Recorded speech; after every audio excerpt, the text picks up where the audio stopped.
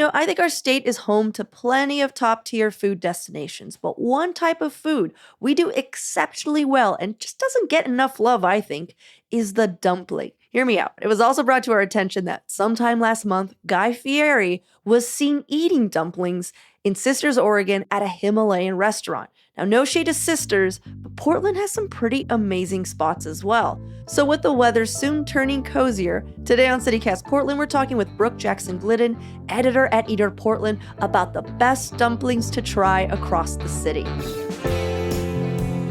It's Thursday, September 14th.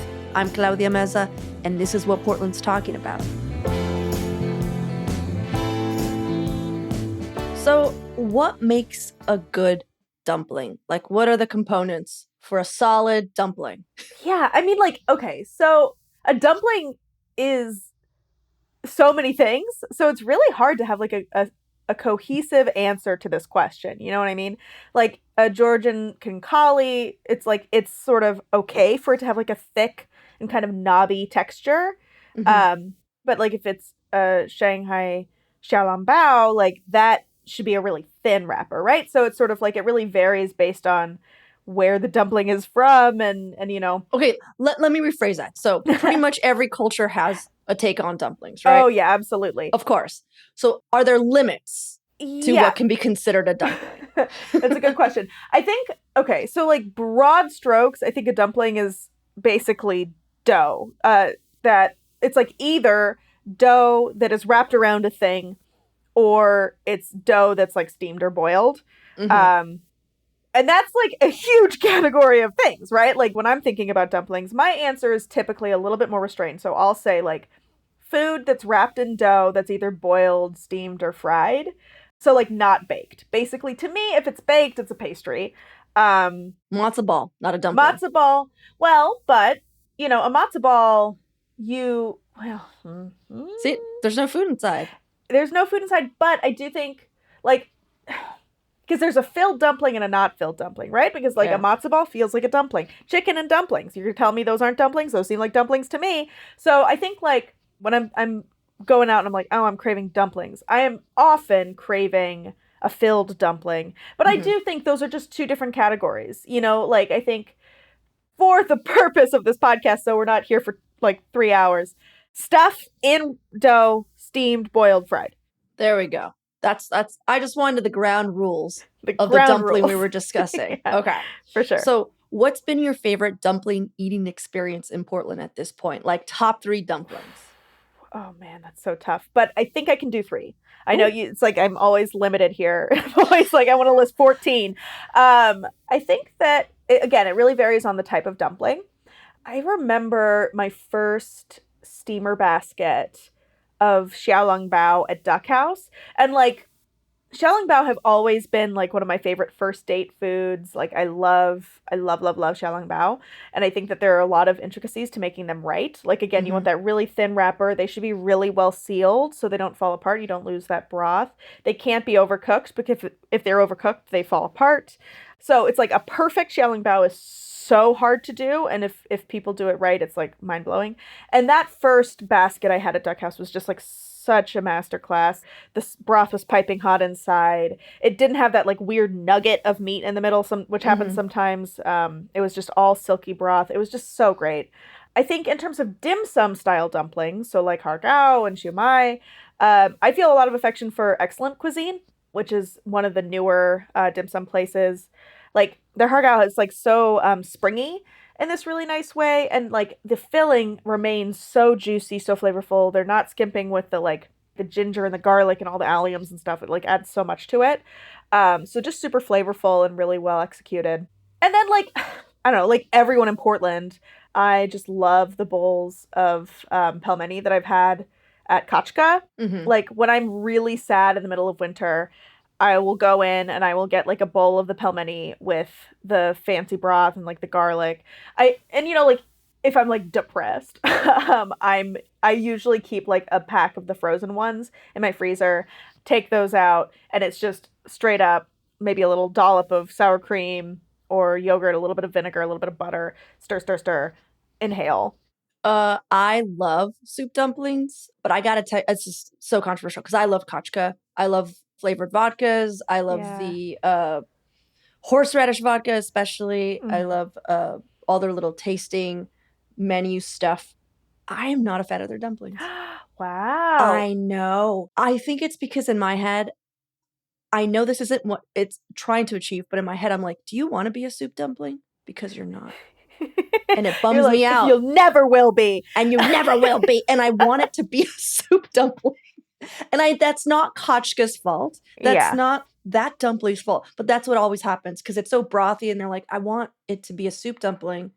And it feels like a soup dumpling deconstructed in a way that You want the soup inside, not outside. yeah. How do you feel about King Kali, right? Like the Georgian, it's like a Georgian soup dumpling. It's big and knobby, and you can like hold on to its little knob and you bite into it and you drink the soup out of it. Kind of an Eastern European version. I love those. There used to be a place, God, I wish I could remember the name of it, on Alberta that closed. They made such good ones.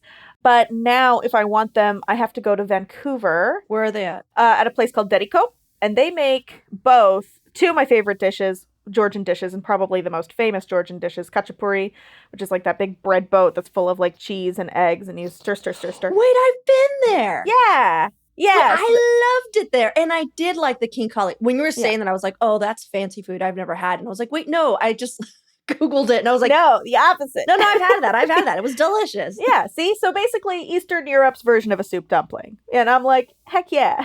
I love all dumplings. I'm an equal opportunity dumpling eater. But yeah, I really like that version of it. It's totally worth the tax. Mm-hmm. Worth the time, worth the tax. Yeah. Okay, well, let's take a quick break here. And when we come back, more delicious dumplings.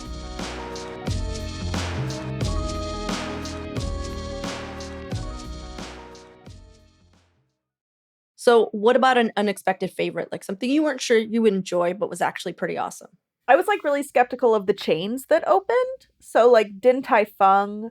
You thought it was gonna be overrated? I was just expecting it to be overrated. Like I was expecting it to be like just chainy. Mm-hmm. And you know, the thing about a chain is like they figure out how to be consistent. Yeah. I have this specific memory of like after like a really kind of emotional phone call, like wandering around Washington Square, and I spent like $100 at Bath and Body Works, and I was like, God, Brooke, I'm so sorry. I know, I don't know. It was just like how I grieve, and I was like, I just want to like drown my sorrows in dumplings, and so I went to Din Tai Fung. I sat at the bar. I think I got like a Mai Tai, and I sat and I ordered shrimp and pork chili wontons and the pork and crab xiaolong bao. Mm-hmm. And I mean, they healed me, baby. Like I love those dumplings, and every single one, it's like they feel the same.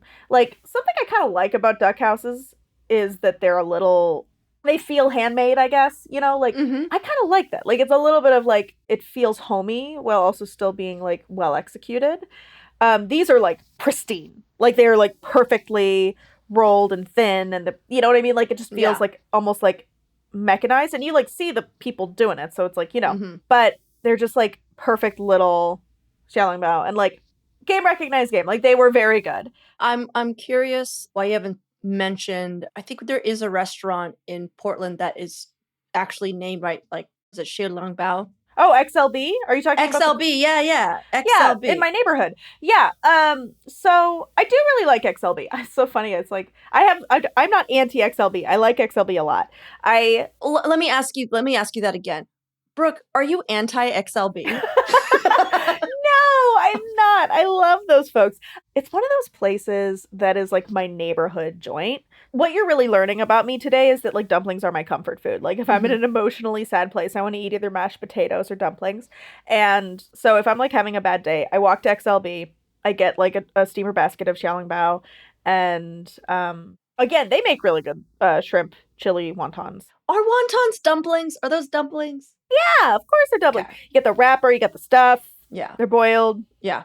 I love those. Yeah, no, I really do like XLB. I think like my go-to order there though is like they make the shrimp, and it's like a shrimp and pork noodle. I was about to say, was it the noodle bowl? Because it's so good. That's my go-to as well. Yeah. Oh my gosh, I could eat that every day. Maybe this is like unexpected too. I don't know. There's this Thai restaurant. It's kind of like South Portland energy, and like They make this specific type of Thai dumpling called, I think it's called chor muong. It's this really beautiful purple color, and it's folded to kind of look like a rose. It's like really beautiful, and it's stuffed with like ground pork and peanuts and pickled radish. So it has this like chunky filling, I guess, but it's like there's just nothing really like it in town, and I think it's like such a beautiful little bite of food. So like for some reason that restaurant, like I don't think, oh, I'm gonna go to a Thai restaurant and order a bunch of dumplings, but I do tend to do that there. Like I'll get their shumai. They have like a shumai version, and then I get those specific dumplings, and they're really, really great. Nice. Okay, Brooke, what if I only had $1? Where can I get a cheap $1? but tasty I can't get you a dumpling for $1. You can't. $1. I have no dumplings for you. We're gonna cut a dumpling into quarters, and you can eat. Okay, what if I had $2 to $3? What if I had $5? Where can I get a cheap but tasty dumpling? And I want you to know that this is literally a question that Julia Fiaioni, our audio producer, wrote for me, because it seems like we only pay her in buttons. Oh, I see. This is really just passive aggressive. That's what this is. Yeah, if I can only get one dumpling. Yeah. Okay, so you're gonna have to give Julia a tiny raise. Just one more button. You can get like individual bao, and they're pretty like hearty. Oh yeah. At Bao Bao, and I really like that place. So these are gonna be like it's gonna be a little fluffier. Some people might be like, oh, I don't consider a bao a dumpling. Oh, it is a dumpling, sir. I think of it as one. And like I find it like I can eat like a little bao, and that's gonna tide me over. You know what I mean? Mm-hmm. It's like a steamer of 3 is 10. But I do think like their chicken curry bao, that feels like winter comfort food to me for sure.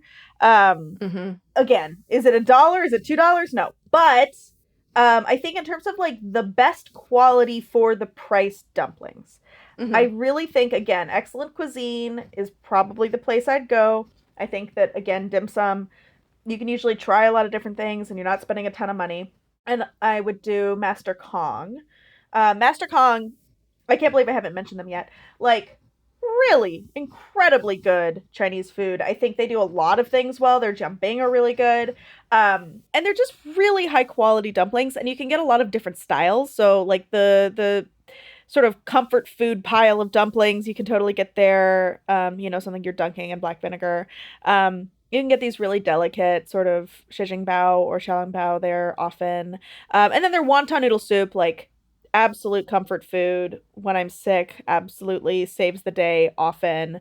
I love it. Well, Brooke, thank you so much. These were really great. We're going to put all of the places that you mentioned in the show notes. So if anybody wants to go check it out, we basically named a lot of like Taiwanese and Chinese dumplings. I feel like most of them. Yeah, sorry. I think that just shows our leaning. Yeah. Well, we do. I mentioned the Thai ones. I mentioned some Eastern European ones. If I want gyoza, I go to A Fury. I say right at the end. Okay, at the very end. A Fury. A Fury if you want Japanese dumplings. I don't know. Just a little crispy. I love a little crispy guy. All right. Well, just at the last moment, you got gyoza at A Fury. One gyoza. Do you think that's like, what, $3? Yeah, a single gyoza. $3. Okay, cool. All right. Pull your money together. Don't fact check me. And now for your microdose of news. This weekend, Solve will be hosting a couple of beach and riverside cleanups as part of their annual Clean Waterways event. They're looking for volunteers, but are asking for people to sign up online. Both cleanups are taking place on Saturday. If you live on the Central East Side, you can help them out from 10 a.m. to noon. And if you live in North Portland, you can join them at Cathedral Park Beach from 3:30 to 6 p.m. Also this Saturday from 5 to 9 p.m., Gigantic Brewing and Anarcho Pro Wrestling are presenting Harvest Havoc, an explosive night of wrestling and music. And it's exactly what it sounds like: craft beer, homegrown pro wrestling, and loud music. I mean, I'm not sure if there's a better time to be had between those hours. For even more local news and events, sign up for our daily newsletter, Hey Portland. We'll throw a link to the newsletter and all the events I mentioned in the show notes.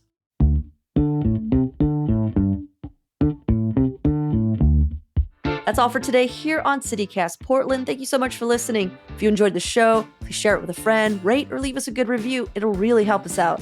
We'll be back tomorrow morning with more from around the city. Until then, see you at Slim's.